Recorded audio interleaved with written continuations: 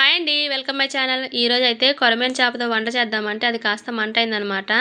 అసలేమైందంటే ఈ అమ్మమ్మ కొరమేను చేపలు తెచ్చి అమ్ముతుంది. ఫస్ట్ ఏమో 2 పెద్ద చేపలొచ్చేసి 1500 చెప్పింది.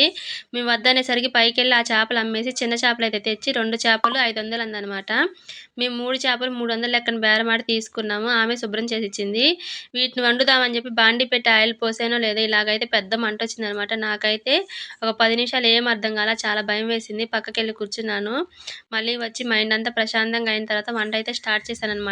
వంట స్టార్ట్ చేశానే కానీ నా మనసులో నుంచి ఇదైతే పోలేదండి. ఏదో ఒక విధంగా అయితే కూర అయితే నా స్టైల్‌లో వండడం మొదలుపెట్టాను.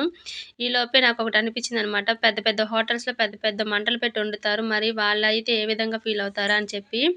అయినా చేసేదేముందిలేండి. మన అదృష్టం బాగుంటే ఏదైనా బాగుంటుంది. బాగోకపోతే కర్ర కూడా పామవుతుందంటారు కదా! అదే గుర్తుకొచ్చిందనమాట నాకైతే. ఇకైతే నా స్టైల్‌లో చేపల కూర అయితే ఫస్ట్ ఆయిల్ పోసి అందులో అయితే ఆవాలు, మెంతులు, జీలకర్ర వేసి కొంచెం ఫ్రై అయిన తర్వాత ఉల్లిపాయ, పచ్చిమిరపకాయ అలాగే కరివేపాకు వేసి అది కూడా కొంచెం ఫ్రై అయిన తర్వాత అల్లం చిల్లిపాయ పేస్ట్ వేసి కొంచెం మగ్గిన తర్వాత చేపలు వేసుకున్నానండి. తర్వాత అయితే ఉప్పు, కారం, పసుపు అన్నీ వేసుకొని ఒక 5 నిమిషాలు మగ్గిన తర్వాత చింతపండు, టమాటా 2 కలిపి ఇలా మెత్తగా పులుసు తీసుకొని అదైతే పోసి స్టవ్ మీద పెట్టి మూత పెట్టి ఒక 10 నిమిషాలయితే మగ్గిస్తే మనకైతే టేస్టీ చేపల పులుసయితే రెడీ అవుతుందనమాట. నేనైతే ఈ స్టైల్ అప్పుడప్పుడు చేస్తా. ఇంకో స్టైల్ ఇంకోసారి చేస్తాననమాట. కానీ ఈసారి చేపల పులుసయితే చాలా బావుంది. కానీ మా ఆయనకి నచ్చలేదనమాట.